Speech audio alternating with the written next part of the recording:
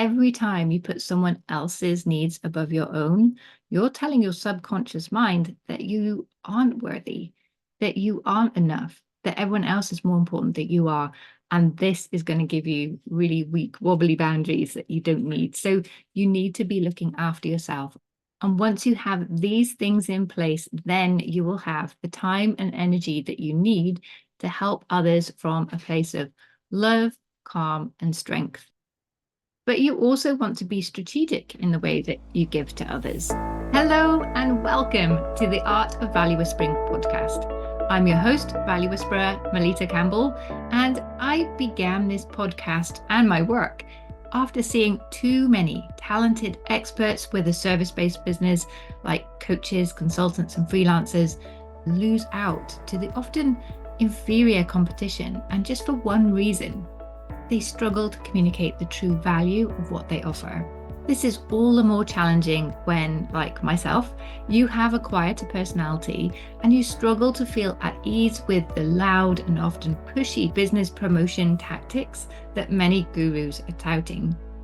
If you can relate, I'm excited that you're here because I believe that value whispering is the solution you've been missing. It's the art of getting to know your true value, then weaving this through every interaction that you have, so you naturally stand apart from your competitors, feel aligned in everything that you're doing, and have an impact that matters. It's marketing made simple, straightforward, and impactful. And I'm so excited to be your guide in mastering the art of value whispering.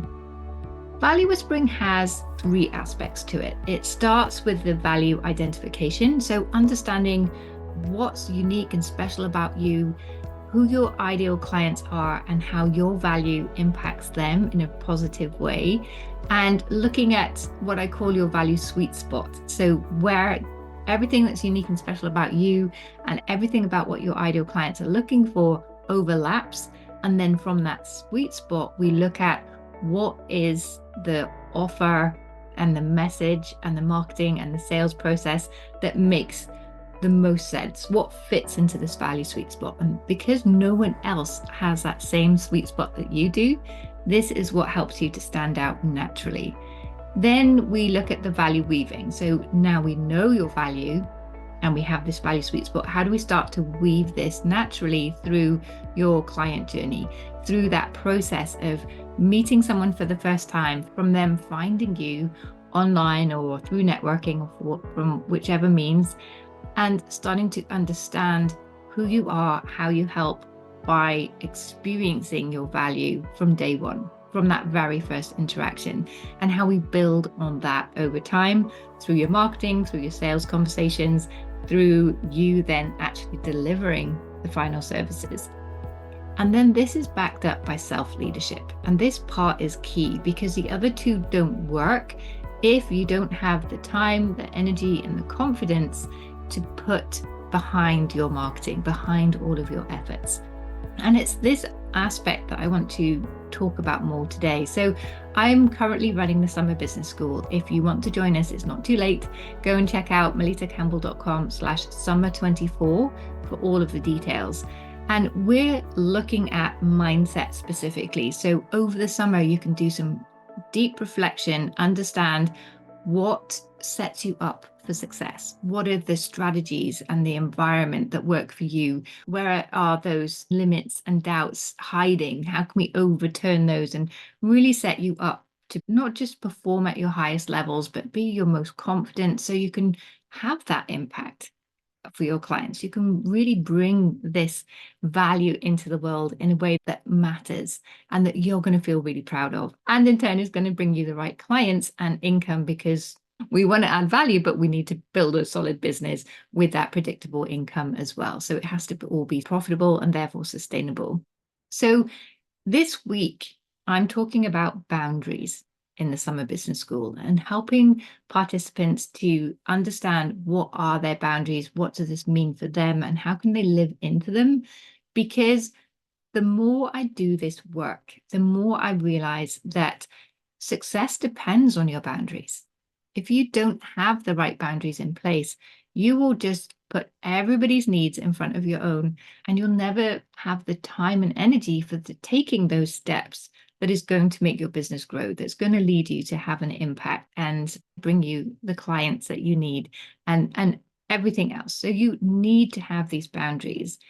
And it starts with self-love and compassion. Because if you don't have that in place, if you don't have that respect for yourself, if you don't believe in yourself, then you don't put those boundaries in place, or you may put them in place, but you won't stick to them. And we need these in place. And there was 2 studies that prove the power of having boundaries in place. The first comes from Adam Grant's work, and he published this in his book, Give and Take. You can also hear him talking about this in his TED Talk, Are You a Giver or a Taker? And his research was really interesting because he discovered that there are givers in this world, people who give to others, and takers, people who take from others more than they give. But from his research, he discovered that actually most people in practice fall somewhere in the middle, and he called them matchers. So people who will take as much as they give as much as they take, and so on. But from his research, he discovered that the people who are the worst performers at work, those that are the least successful, are the givers. So with that, take a moment. Who do you think are the most successful? You may think, well, if the givers are the least successful, then it's got to be the takers or the matchers. But actually, his research showed that the most successful are also the givers. So the givers are the most present at both ends of the spectrum, the least successful and the most successful, the worst performers and the highest performers. So this is really interesting. So what makes the difference between those givers who aren't successful and those who are? It's their boundaries. It's the fact that the givers that are successful don't give at the expense of their own success. They see to their own needs first. They make sure that their priorities are met first, and then they give. Then they have the space, the energy, and they give from a place of love and joy. So they focus on, in which ways can I give that are good for me, as well as giving to others. So they don't try and give at any cost. It's really giving from a place of strength, giving strategically, and helping others, but only after their needs are met, their priorities have been seen to first. So I thought this was really interesting, and it's really backed up by the research that Brené Brown has done.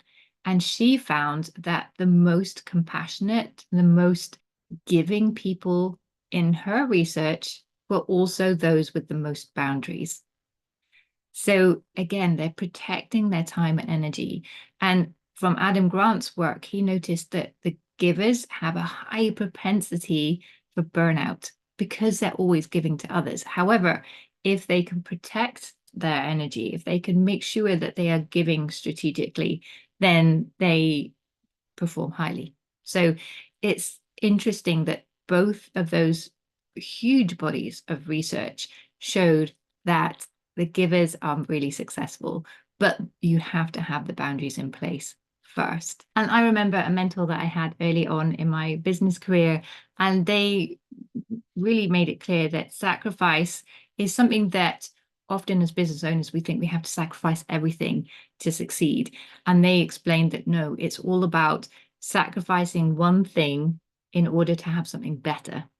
So always to think about, is this better? Is this good for me? Is this going to help me get to where I'm going? And if not, then this isn't a sacrifice that's worth making. So these are all, again, pointing to this importance of having boundaries. So what do you need to know in order to put some boundaries in place? So first, you really need to know, what are your goals? What are those priorities? What are you working towards? What do you want to achieve in the next day, week, month, year, whatever time frame you're working to? But what are those goals? What do you need to do to reach these goals and put those priorities and actions first? So see to those first, and then you'll see what time and energy you have left, for helping other people, and to understand those non-negotiables. What are the things that you need to do consistently each day, each week, each month to make your business work, to make your life work the way that you want to create that lifestyle, that balance that you want? So, what are those non-negotiables that need to be in place and need to be met first before you help other people? So, you need your priorities, you need your non-negotiables, and you need to know your values. What's important to you? Where are the boundaries between what is okay for you and what pushes you to act out of integrity? So, really being clear about your values and what you are comfortable doing and what you're not, because your boundaries need to be fixed around your values as well. And knowing what works best for you. So, what gives you energy? What environment helps you perform at your best? What structures help you to meet your goals and get things done? So, you want to make sure that, again, your needs are met so that you can perform at your best. And it's really important to practice self care daily as well, to prove to yourself that you are worthy, that you are enough. Because every time you put someone else's needs above your own, you're telling your subconscious mind that you aren't worthy, that you aren't enough, that everyone else is more important than you are. And this is going to give you really weak, wobbly boundaries that you don't need. So you need to be looking after yourself. And once you have these things in place, then you will have the time and energy that you need to help others from a place of love, calm, and strength. But you also want to be strategic in the way that you give to others. So, part of our success, part of what makes us feel happy and fulfilled is making a contribution, a positive contribution to others. But we can give that contribution in a way that comes from our strengths, comes from that place of love, but also helps us achieve more of what we want in life. You want to be strategic in the way that you give so it does protect your energy. So, as I mentioned, givers have this high propensity for burnout. So, we need to be sure that the way we are giving to others is not sacrificing our energy, it's not sacrificing our needs in any way. And be clear about what is most meaningful for your clients as well. So you can give in small ways that have a high impact for others and show them that you understand them, you understand their needs, that you're aligned in your values. So, in which ways can you give value in ways that make your ideal clients see that you're the perfect person to help them as well? So you're giving, and again, not in terms of I'm giving in order to gain, but I'm giving in a way that it's going to help people see how much more I have to give to support them in achieving their goals as well. So we're giving strategically. And you can also give in ways that build your own skills and capabilities and confidence as well. That's one of the reasons that I run this podcast, is to give you insights, expertise, practical steps to help you grow your business confidently, to find the marketing and the sales approach that feels like a great fit for you. So you can always feel natural as you build your business and track those ideal clients in. But also, part of why I have this podcast is because I'm quite a shy person naturally. So doing this on a regular basis helps me to maintain my confidence. So I am giving, but it's also fulfilling my needs as well. And also look to give in a way that builds relationships as well. That's really the power of givers. Why givers are so successful is because they build these strong relationships.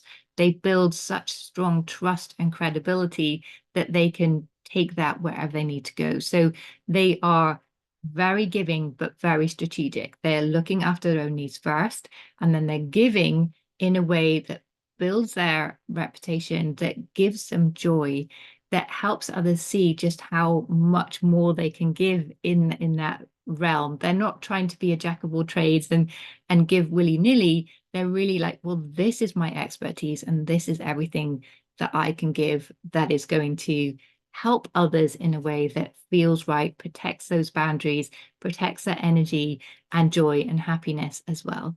So hopefully you found this helpful, that in order to be successful in value whispering, You need to weave that value through everything you do to be a giver, but also be boundaried, to also know what it is that you're trying to achieve. What are your goals? What are your priorities? What's meaningful for you? What's okay? What's not okay?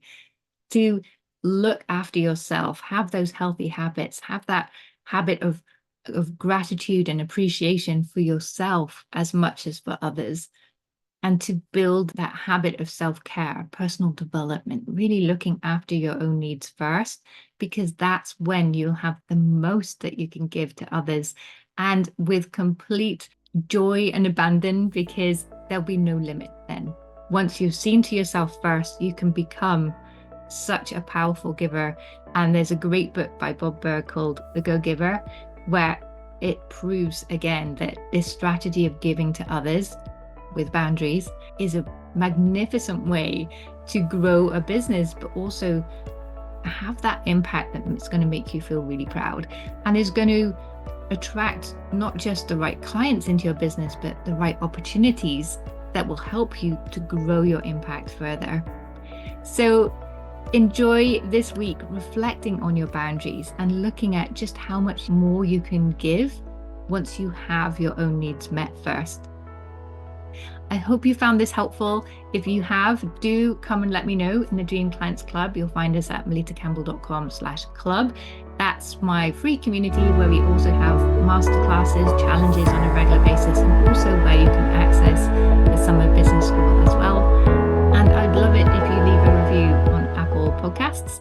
That helps more people to find the show and benefit from all the advice shared from myself and my guests to help them grow their business in a way that feels right and gives them joy, gives them energy, and helps them have that positive impact in the world. Meantime, I'm Melitta Campbell, your business coach and value whisperer, and I look forward to seeing you again in the next episode. Bye.